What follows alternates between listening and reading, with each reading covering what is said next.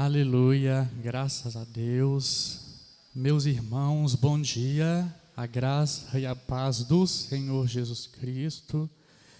Vamos aqui iniciar a nossa EBD desta manhã. Te convido a ficar de pé para nós orarmos, darmos graças a Deus por este momento tão abençoado. Senhor Deus amado, Pai eterno, neste momento, eis aqui a Tua igreja, nós nos reunimos nesta manhã, em nome de Jesus Cristo. Nós nos aproximamos de Ti, ó Pai, não confiados em nossas próprias boas obras, em nossa própria santidade, em nossa própria justiça. Nós nos achegamos a Ti confiados na pessoa e na obra de Jesus Cristo. Te damos graças nesta manhã por mais um domingo, mais um dia de vida que o Senhor nos proporciona, mais uma oportunidade para estarmos aqui reunidos como igreja do Senhor, para prestar a Ti o nosso culto. Pedimos a Tua bênção a este momento onde nós iremos ler, meditar, estudar a Tua palavra. Pedimos que o Espírito do Senhor, é Ele quem nos ensina todas as coisas, que Ele flua em nós e através de nós nesta manhã, que o Espírito Santo possa sim abrir nossos olhos espirituais, que Ele ilumine nossas mentes para compreenderem a Tua palavra, que Ele abra nossos corações para receberem a Tua palavra com fé genuína. Que a Tua palavra, nesta manhã, seja nosso alimento espiritual, que ela seja lâmpada para nossos pés, luz para nossos caminhos, que a Tua palavra nos vivifique e nos santifique para a glória do Teu santo nome, Deus. É o que eu oro, agradeço, louvo a Ti e faço isso em nome do Senhor Jesus. Amém. Bom, vamos aqui dar sequência às nossas exposições. Nós iniciamos domingo anterior uma nova série de aulas de exposições e nós demos o nome de Fundamentos Básicos do Cristianismo. No último domingo nós vimos acerca do Evangelho. Fizemos uma pergunta: o que é o Evangelho? E aí eu trouxe aqui algumas características que nos ajudam a compreender um pouco mais acerca desta realidade, do que é o Evangelho, aquilo que ele representa para nós cristãos. Hoje nós vamos entrar em um novo assunto. Cada domingo vai ser um assunto. E assuntos assim que vocês vão perceber pelos títulos, que a princípio são assuntos elementares, assuntos básicos, mas que precisam sempre ser relembrados, sempre aprofundados. Nós precisamos sempre nos aprofundar nos assuntos que muitas vezes são tidos como básicos. E hoje nós veremos o que é a conversão. Uma palavra muito comum, né, em nosso meio. É muito comum, né, um cristão dizer: eu me converti ao Senhor, agora eu sou convertido. E hoje nós vamos realmente entender o que isso significa para nós, o que é a conversão. E de uma maneira geral, partindo de um entendimento mais simplório da palavra conversão, ela implica em uma mudança de direção, em uma mudança de sentido. Geralmente, quem dirige ou quem já fez aula de direção, aprendeu que quando nós estamos dirigindo, né, o instrutor nos ensina que nós devemos convergir à direita ou convergir à esquerda. E é o sentido de conversão. Nós estamos num determinado caminho. Quando queremos converter para outro caminho, ou a gente vira para um lado ou vira para o outro. Basicamente, conversão é isso: mudança de caminho, mudança de sentido. Agora vamos ver o que a Bíblia nos ensina acerca da conversão como sendo uma característica do cristão. Abram lá, por gentileza, Isaías, capítulo 55. Nós vamos ler um texto que ele é bem completo, tanto para nos ensinar o que é a conversão e que faz ligação com o entendimento adequado do que é o Evangelho. Livro do profeta Isaías, capítulo 55, vamos ler a partir do verso 1. Diz assim: todos vós os que tendes sede, vinde às águas, e vós os que não tendes dinheiro, vinde, comprai e comei. Sim, vinde e comprai, sem dinheiro e sem preço, vinho e leite. Por que gastais o dinheiro naquilo que não é pão, e o vosso suor naquilo que não satisfaz? Ouvi-me atentamente, comei o que é bom e vos deleitareis com finos manjares. Inclinai os ouvidos e vinde a mim. Ouvi e a vossa alma viverá. Porque convosco farei uma aliança perpétua que consiste nas fiéis misericórdias prometidas a Davi. Eis que eu o dei por testemunho aos povos, como príncipe e governador dos povos. Eis que chamarás a uma nação que não conheces, e uma nação que nunca te conheceu correrá para junto de ti, por amor do Senhor teu Deus e do Santo de Israel. Porque esse te glorificou. Buscai o Senhor enquanto se pode achar, e invocai-o enquanto está perto. Muita atenção no próximo verso. Deixe o perverso o seu caminho, o iníquo os seus pensamentos. Converta-se ao Senhor, que se compadecerá dele, e volte-se para o nosso Deus, porque é rico em perdoar. Porque os meus pensamentos não são os vossos pensamentos, nem os vossos caminhos, os meus caminhos, diz o Senhor. Porque assim como os céus são mais altos do que a terra, assim são os meus caminhos mais altos do que os vossos caminhos, e os meus pensamentos mais altos do que os vossos pensamentos. Porque assim como descem a chuva e a neve dos céus, e para lá não tornam, sem que primeiro reguem a terra, e a fecundem, e a façam brotar, para dar semente ao semeador e pão ao que come, assim será a palavra que sair da minha boca. Não voltará para mim vazia, mas fará o que me apraz e prosperará naquilo que a designei. Saireis com alegria e em paz sereis guiados. Os montes e os outeiros romperão em cânticos diante de todos vós, e todas as árvores do campo baterão palmas. Em lugar do espinheiro crescerá o cipreste, e em lugar da sarça crescerá a murta, e será isto para a glória do Senhor, e memorial eterno que jamais será extinto. Muito interessante, né? Que do início ao fim, Isaías traz aqui uma mensagem inspirada da parte do Senhor, ele falando em nome do Senhor. E num determinado momento ele diz aqui: deixe o perverso o seu caminho, o iníquo os seus pensamentos, e converta-se ao Senhor. Então nós vemos que aqui, neste texto do Antigo Testamento, nós temos uma chamada a uma conversão.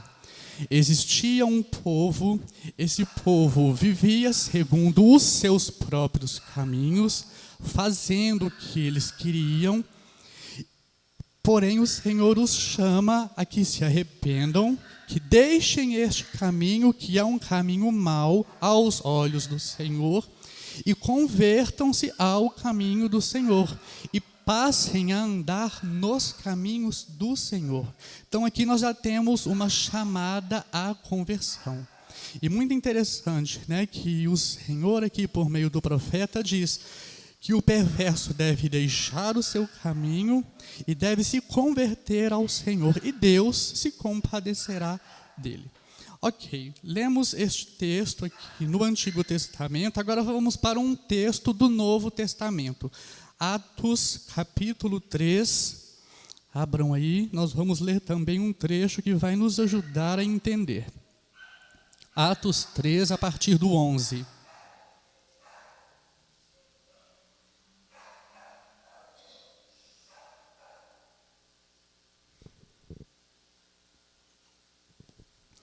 Atos, capítulo 3, verso 11. Para contextualizar, né, nos versos anteriores nós tivemos aquele famoso episódio onde João e Pedro vão ao templo para orar e ali havia um coxo de nascença pedindo esmolas. E aí Pedro diz a ele, olha, eu não tenho prata, eu não tenho ouro, mas aquilo que eu tenho eu te dou. Em nome do Senhor Jesus, levanta e anda. Aquele que era coxo de nascença, que nunca havia andado, recebeu ali um milagre da parte do Senhor e passou a andar. E entrou no templo juntamente com Pedro e João. Esse é um resumo do que aconteceu nos versos anteriores. Vamos ler a partir do 11. Apegando-se ele, esse mendigo que foi curado, a Pedro e a João, todo o povo correu atônito para junto deles, no pórtico chamado de Salomão. À vista disso, Pedro se dirigiu ao povo, dizendo, Israelitas, por que vos maravilhais disto? Ou por que fitais os olhos em nós, como se pelo nosso próprio poder ou piedade o tivéssemos feito andar?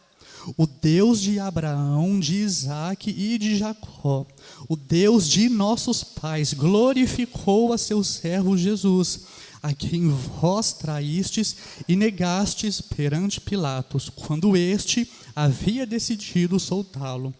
Vós, porém, negastes o santo e o justo, e pedistes que vos concedessem um homicida. Dessarte matastes o autor da vida, a quem Deus ressuscitou dentre os mortos, do que nós mesmos somos testemunhas. Pela fé em o nome de Jesus, é que esse mesmo nome fortaleceu a este homem, que agora vedes e reconheceis. Sim, a fé que vem por meio de Jesus, deu a este saúde perfeita na presença de todos vós. E agora, irmãos, eu sei que o fizestes por ignorância, como também as vossas autoridades. Mas Deus assim cumpriu o que dantes anunciara por boca de todos os profetas, que o seu Cristo havia de padecer. Aí agora vem uma chamada. Arrependei-vos, pois, e convertei-vos para serem cancelados os vossos pecados, a fim de que da presença do Senhor venham tempos de refrigério, e que envie ele o Cristo que já vos foi designado, Jesus, ao qual é necessário que o céu receba até aos tempos da restauração de todas as coisas, de que Deus falou por boca dos seus santos profetas desde a antiguidade. Mais uma vez nós percebemos aqui, nesse sermão de Pedro, que ele faz uma chamada. Ele proclama uma mensagem, essa mensagem é o Evangelho, nós vimos sobre isso no último domingo. E na proclamação do Evangelho, ele chama os seus ouvintes, esse povo que o ouve, ao arrependimento, a que deixem os seus caminhos, deixem o antigo modo de vida, o velho modo de viver e se convertam ao Senhor Jesus Cristo. E é muito interessante nós percebermos os paralelos de ambos os textos, tanto aqui em Atos, quanto no de Isaías 55, nós podemos perceber que após a chamada à conversão, nós percebemos que há uma mudança na vida daqueles que acatam a esse a essa chamada ao arrependimento, à conversão. Porque lá em Isaías, o profeta disse, de uma maneira assim figurada, mostrando a transformação interior que aquele que se convertesse ao Senhor sofreria. Que transformação seria essa? No último verso do 55, Isaías 55. Em lugar do espinheiro, crescerá o cipreste. Em lugar da sarça, crescerá a murta. E será isto para a glória do Senhor e memorial eterno, que jamais será extinto. E da mesma maneira, Pedro também traz essa ideia de uma restauração por meio do Evangelho que converte a pessoa, dizendo, a fim de que da presença do Senhor venham tempos de refrigério, e que envie Ele o Cristo que já vos foi designado, Jesus. Então é muito importante nós termos isso muito bem claro, muito bem fixado em nossas mentes. A ideia de que conversão implica em mudança de vida, implica em uma transformação que aquele que se converte expressa em sua própria vida, demonstra frutos de que ele realmente se arrependeu, se converteu, mudou de um caminho para outro caminho. Nós lemos aqui, tanto em Isaías, o Senhor por meio do profeta falando, que o homem, ele deve se converter ao Senhor. Há uma chamada, olha, se converta. E Pedro também aqui em Atos traz a mesma chamada, convertei-vos. E aí diante disso surge a pergunta, é o homem quem se converte ou é Deus quem converte o homem? O homem aqui, ser humano, abrange tanto homem quanto mulher. É o ser humano quem se converte ou é Deus quem o converte a si? Em outras palavras, a conversão, ela é uma obra humana ou ela é uma obra de Deus? E aí nós temos a resposta. A conversão, ela é uma obra de Deus. E o primeiro passo para a conversão acontecer é a regeneração. Nós vimos em ambos os textos, Isaías e Atos, a chamada à conversão. Por quê? É dever de que todo ser humano se converta ao Senhor. Só que aí entra o questionamento. Há no ser humano o poder para isso? Então nós temos que distinguir. Uma coisa é o dever que cabe a todo ser humano, outra coisa é o poder. Há no ser humano o poder para se converter a Deus? O questionamento que nós devemos fazer é esse. E nós já vimos que não há. A aula de hoje, ela traz para nós alguns ensinamentos que nós aprendemos em aulas anteriores. Por exemplo, nos 5 pontos do calvinismo, quando nós falamos acerca da depravação total, por exemplo. Ali nós deixamos claro que todo aquele que nasce, já nasce morto em delitos e pecados. Ele nasce para a vida física, mas espiritualmente todo ser humano se encontra morto.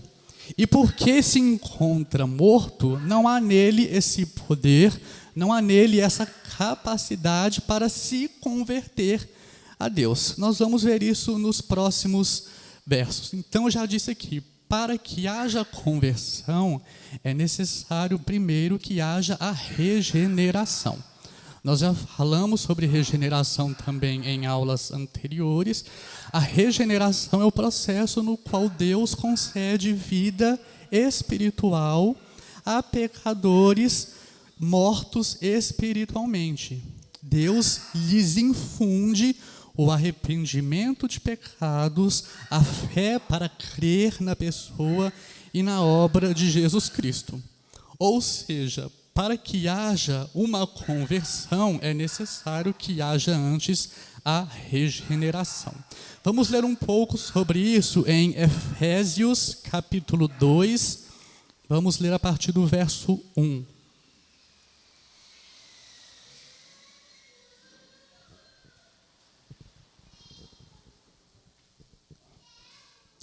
Abram em Epístola aos Efésios, capítulo 2, a partir do verso 1. Vamos ver aqui o que Paulo nos ensina. Diz assim: Ele vos deu vida, estando vós mortos nos vossos delitos e pecados. Ele já inicia de uma maneira bem clara. Nos quais andastes outrora, segundo o curso deste mundo, segundo o príncipe da potestade do ar, do espírito que agora atua nos filhos da desobediência. Percebam que Paulo ele traz aqui a mesma ideia de caminhos. Aquele que se encontrava antes morto espiritualmente, ele vivia num caminho que Paulo diz aqui que era um caminho segundo o curso deste mundo, segundo o príncipe da potestade do ar e do espírito que agora atua nos filhos da desobediência. Então, os efésios antes mortos espirituais andavam no caminho, viviam no caminho. E ele segue: entre os quais também nós andamos outrora, segundo as inclinações da nossa carne, fazendo a vontade da carne e dos pensamentos. E éramos, por natureza, filhos da ira, como também os demais. Aí vejam agora uma mudança nos caminhos. Mas Deus, sendo rico em misericórdia, por causa do grande amor com que nos amou, e estando nós mortos em nossos delitos, nos deu vida juntamente com Cristo. Pela graça sois salvos. E juntamente com Ele nos ressuscitou e nos fez assentar nos lugares celestiais em Cristo Jesus.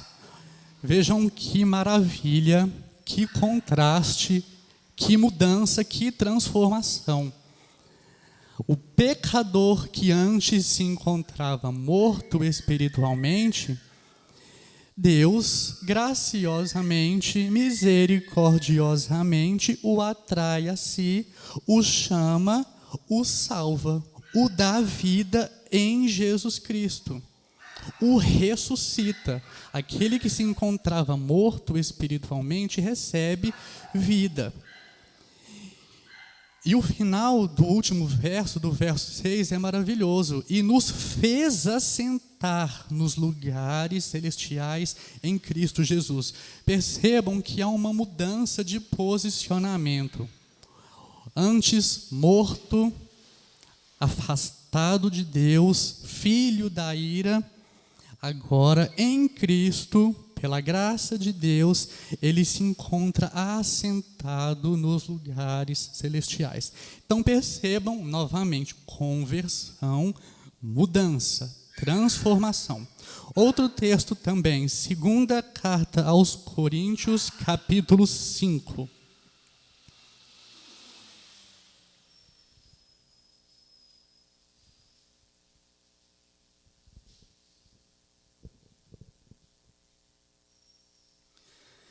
Segunda carta aos Coríntios, capítulo 5, a partir do verso 17. Esse verso 17 é uma passagem clássica para informar acerca da conversão. E aí vocês vão perceber que ser convertido a Deus implica em mudança, transformação, novidade de vida. Verso 17. E assim, se alguém está em Cristo, é nova criatura. As coisas antigas já passaram, eis que se fizeram novas. Ora, tudo provém de Deus, que nos reconciliou consigo mesmo por meio de Cristo, e nos deu o ministério da reconciliação. Muito interessante, né? Percebam aqui, nova criatura.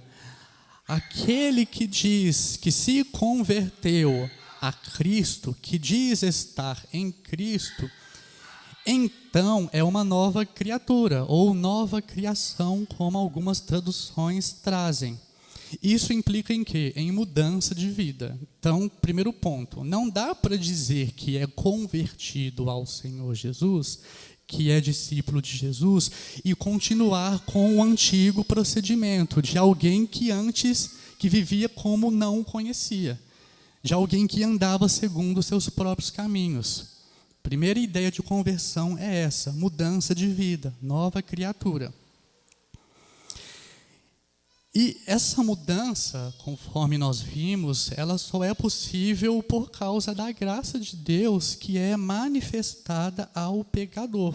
Morto espiritualmente, ele recebe vida mediante a ação do Espírito Santo.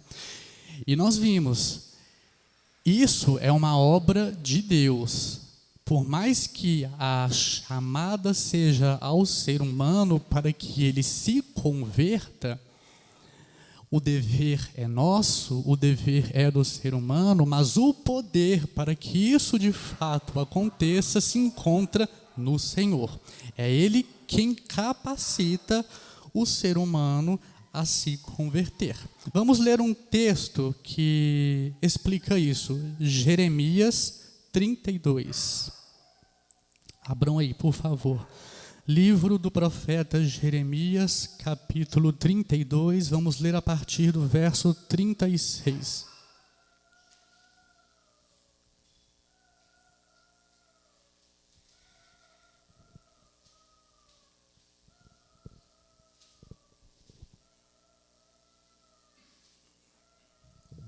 Diz assim: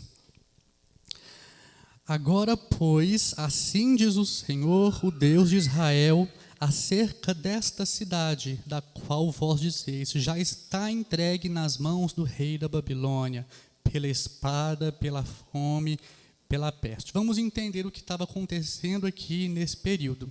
O reino de Judá, devido aos seus grandes pecados, iria sofrer um juízo da parte de Deus. Esse juízo viria por meio do Império Babilônico, por isso que é citado aqui o rei da Babilônia.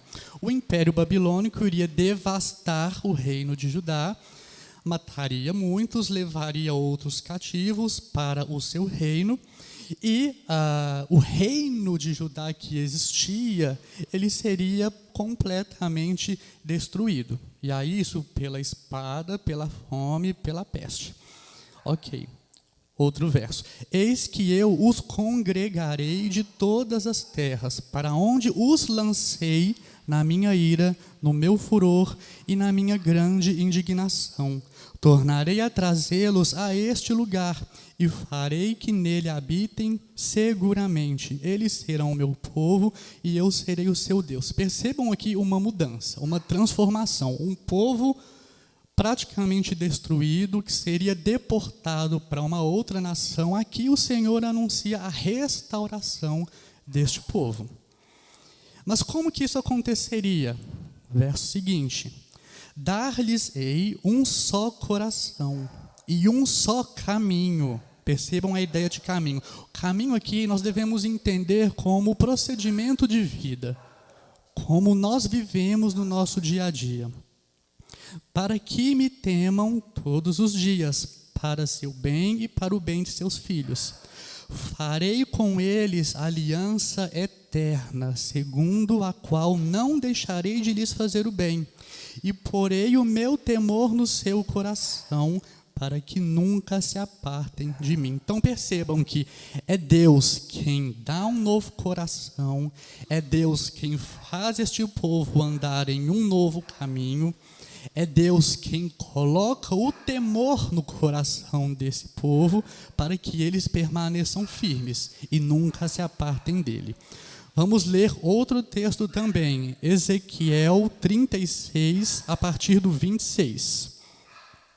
É um texto também muito semelhante. Vamos ler aqui o que o Senhor nos diz por meio dele. Ezequiel 36, a partir do verso 26.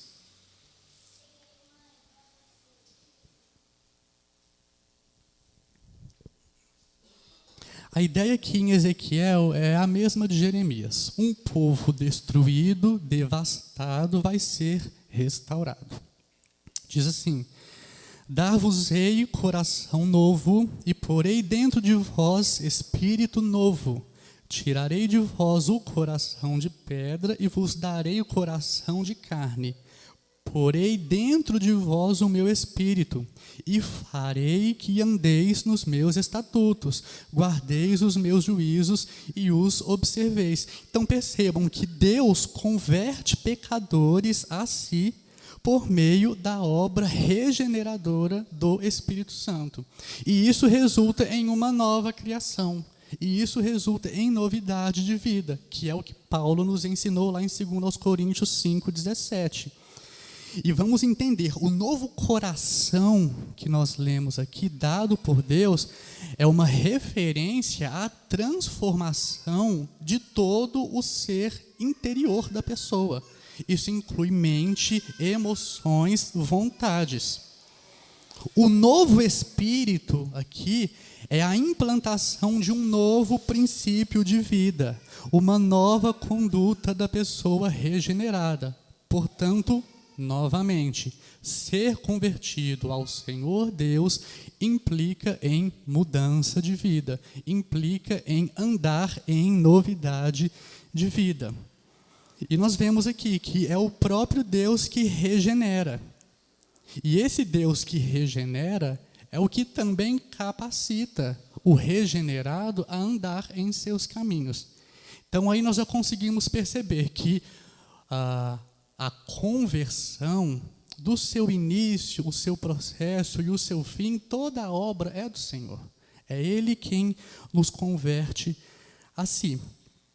E aí, conforme eu disse, né, o regenerado, o novo convertido, ele entra em um novo princípio de vida. E esse novo princípio de vida da conversão nós chamamos de santificação. Ou seja, todo novo convertido deve buscar a santificação, deve buscar ser santo como o Senhor, seu Deus, é santo. Por quê? Primeiro, essa é a vontade de Deus. 1 Tessalonicenses, capítulo 4, verso 3.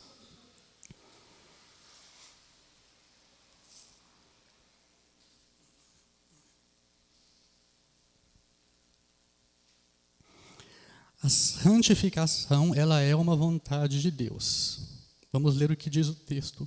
Pois esta é a vontade de Deus, a vossa santificação, que vos abstenhais da prostituição. Então, primeira verdade acerca da santificação. Por que nós devemos buscá-la? Porque essa é a vontade de Deus para todos os seus filhos. Segundo, o convertido, ele se torna uma nova criatura. Nós lemos lá em 2 Coríntios 5,17, mas vamos ler também Romanos, capítulo 6, verso 22.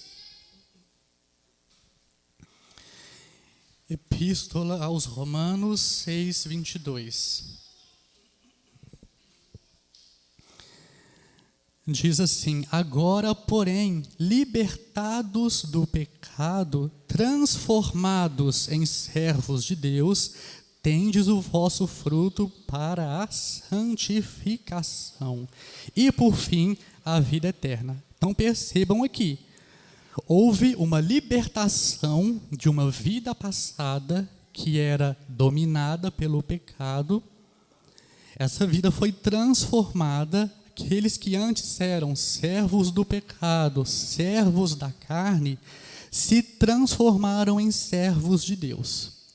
E a consequência disso é ter frutos, mostrar isso em vida, evidenciar no nosso dia a dia essa transformação que é interior, mas ela se reflete no nosso exterior.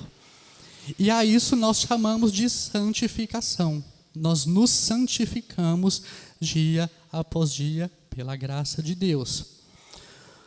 Outro, o convertido se torna a habitação do Espírito Santo. Segundo aos Coríntios, capítulo 6, verso 19. O terceiro motivo pelo qual o verdadeiro convertido deve buscar a santificação é porque ele se torna a habitação do Espírito Santo. 2 Coríntios 6, 19. Acaso não sabeis que o vosso corpo é santuário do Espírito Santo, que está em vós, o qual tendes da parte de Deus, e que não sois de vós mesmos? Porque fostes comprados por preço. Agora, pois, glorificai a Deus no vosso corpo. Então, não dá para dizer, né, que a pessoa é convertida, que ela possui em si o Espírito Santo, mas não demonstra isso em vida. O Espírito Santo só vai habitar numa casa, num templo, num santuário, conforme Paulo diz aqui, que tenha sido antes regenerado, que tenha sido santificado. Quarto motivo pelo qual todo verdadeiro convertido deve buscar a santificação. Ela é o resultado da conversão, é o fruto da verdadeira conversão. Efésios, capítulo 4, vamos ler a partir do verso 20.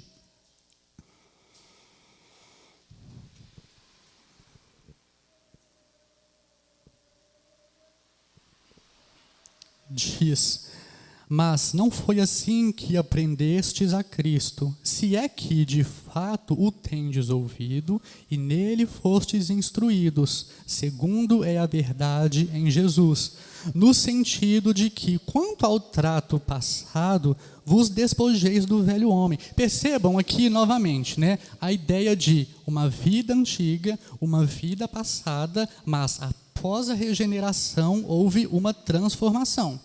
Paulo diz: vos despojeis do velho homem que se corrompe segundo as concupiscências do engano, e vos renoveis no espírito do vosso entendimento. Vejam o contraste.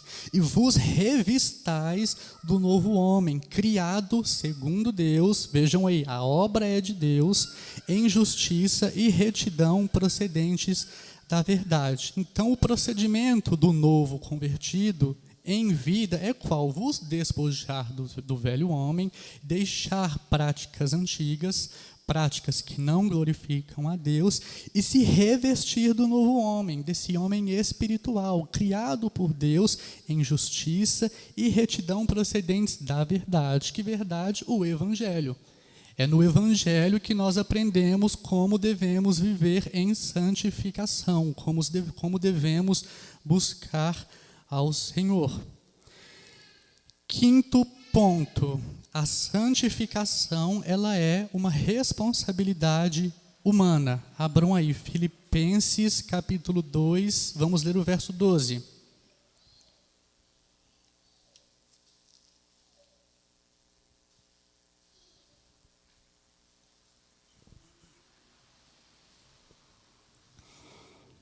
Nós vimos um pouco acerca disso no verso anterior, né? Paulo coloca aqui sobre os leitores da carta a responsabilidade.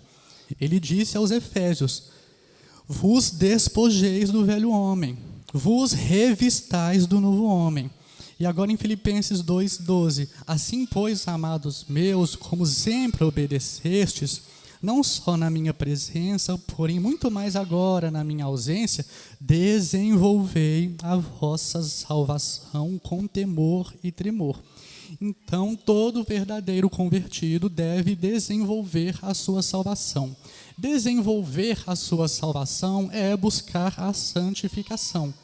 Se apresentar a Deus dia após dia como sacrifício vivo, santo e agradável. Agora, nós temos o outro lado da moeda. Nós vimos que a santificação é uma responsabilidade nossa, nós devemos buscá-la, nós devemos nos esforçar para ser santos ao Senhor, mas ela é uma obra de Deus. Assim como a regeneração é obra de Deus, a santificação também é uma obra dele. O verso 13 diz isso, aí em Filipenses 2. Porque Deus é quem efetua em vós tanto o querer como o realizar, segundo a sua boa vontade. Vejam que tremendo. Deus é quem nos capacita a desenvolver a salvação, a buscar a santificação. É Ele quem efetua isso em nós, agindo no nosso querer. Nós passamos a querer coisas do Evangelho, coisas que glorifiquem a Deus, que demonstram que nós andamos nos caminhos do Senhor. E não apenas o querer, mas também o realizar. É poder para querer, mas muitas vezes a pessoa não consegue realizar. Mas com Deus agindo em nós, não é assim. Ele muda tanto a nossa vontade, os nossos desejos interiores e nos capacita a realizar, a andar para a santificação, segundo a sua boa vontade. Então, entendam, assim como a santificação, a conversão, ela é um processo. Nós podemos, conversão e salvação são termos intercambiáveis, são termos que podem ser substituídos, são sinônimos. A pessoa dizer, eu fui convertida ou eu fui salva, é a mesma coisa. E a santificação faz parte desse processo. A conversão, ela tem um início. Nós vimos, o início da conversão é com a regeneração, mas ela não para por ali. A conversão, ela é operada diariamente mediante a nossa santificação. Dia após dia, nós somos convertidos ao Senhor. A obra do Espírito Santo na vida do convertido, ela é constante, ela é diária, até morrermos ou até a volta do Senhor Jesus, o que ocorrer primeiro. Então, diante de tudo isso, nós entendemos que ninguém pode se autoconverter. A conversão ou salvação, ela é obra de Deus, do início ao fim. E sendo assim, ela é tanto iniciada, ela é sustentada e ela é consumada por Deus. Vamos ler aqui um último texto que nos traz isso. Romanos capítulo 8, a partir do verso 29.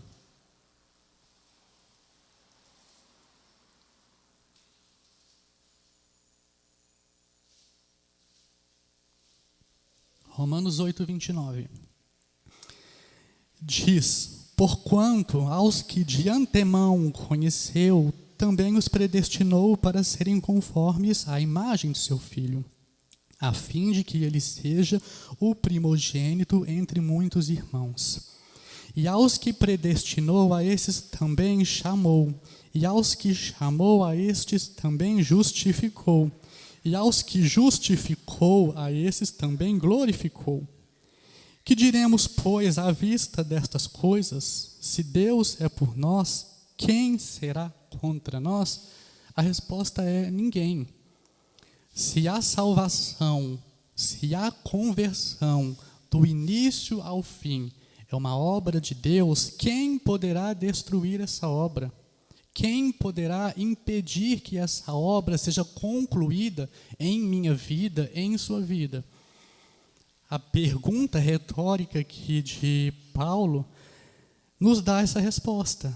Ninguém. Se Deus é por nós, se Ele iniciou a boa obra, Ele é fiel e irá cumpri-la até o fim. Alguma dúvida? Já chegamos ali no nosso tempo. O que eu tinha para trazer era isso. Alguma pergunta acerca da conversão? Este é o momento.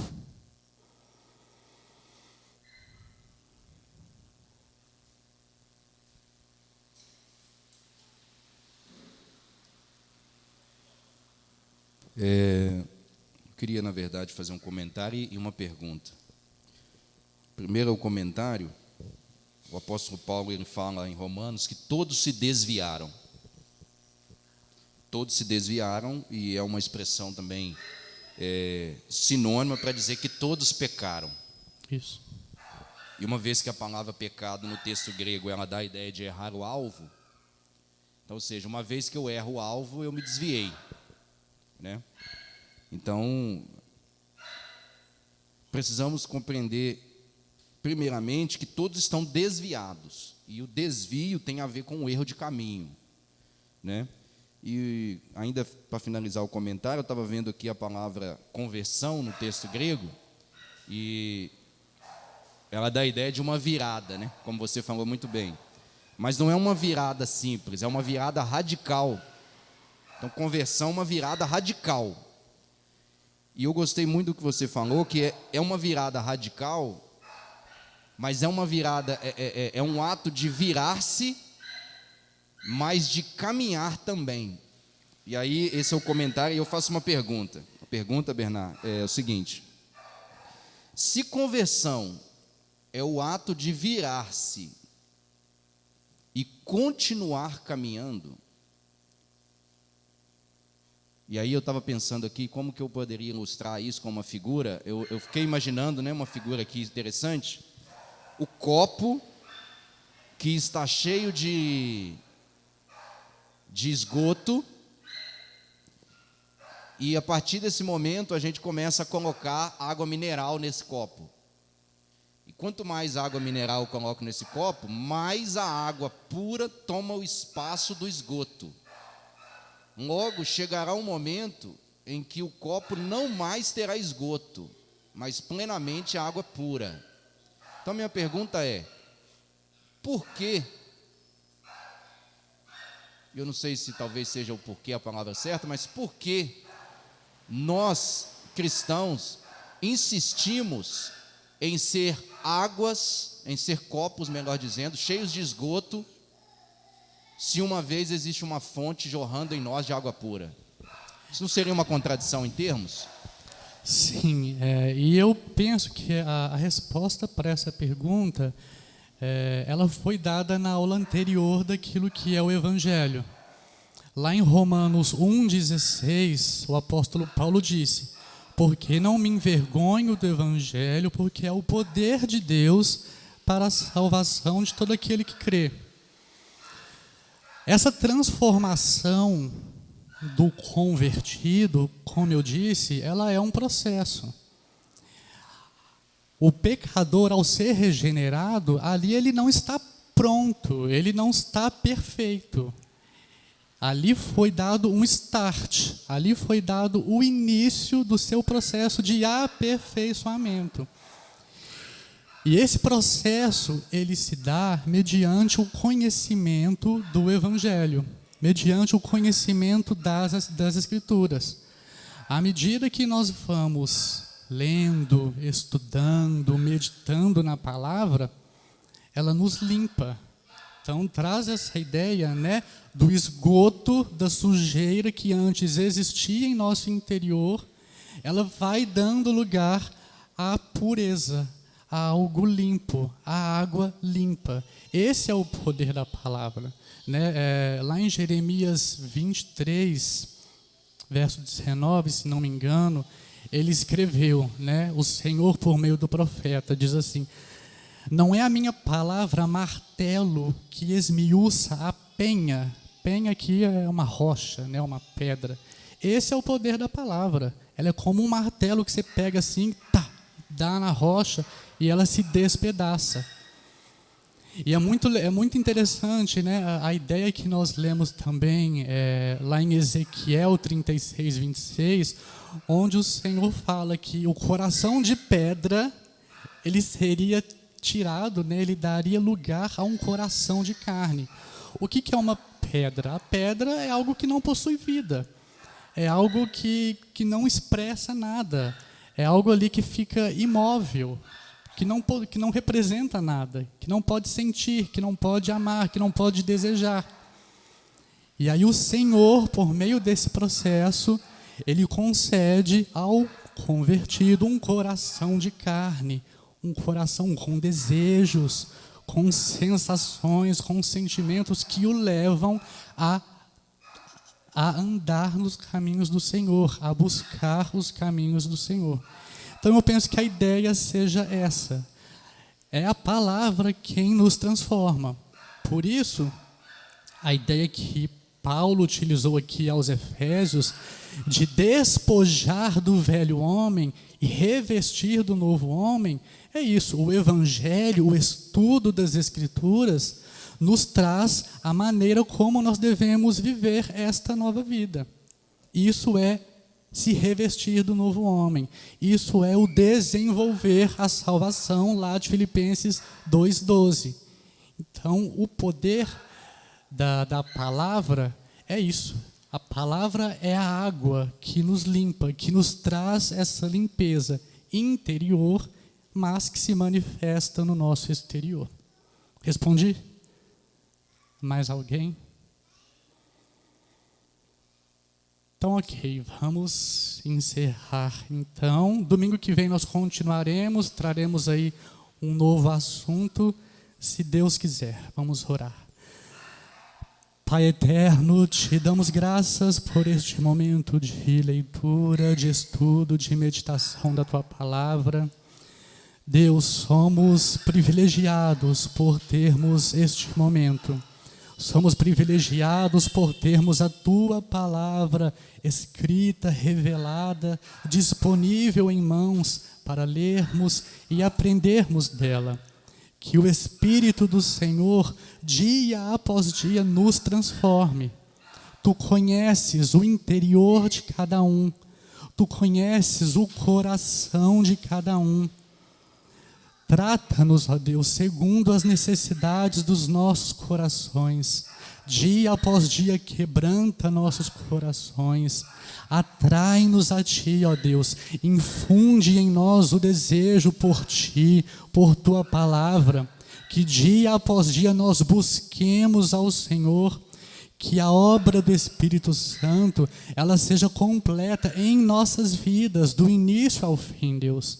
Ajuda-nos, fortalece-nos, capacita-nos a andarmos em Teus caminhos. Sabemos que isso só é possível mediante o poder, a atuação do Espírito do Senhor em nós.